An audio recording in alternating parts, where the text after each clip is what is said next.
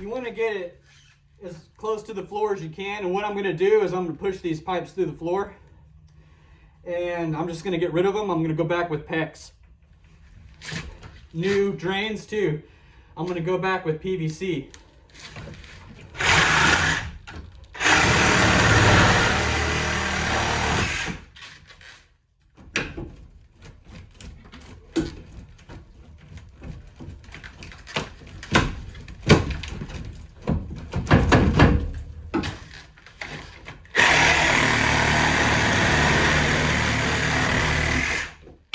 Okay, so that's the D-wall.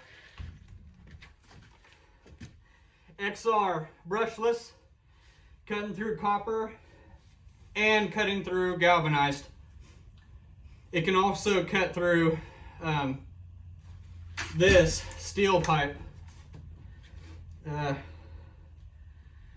cast iron pipe, or I don't know, whatever they used. And it can cut through about anything with this metal.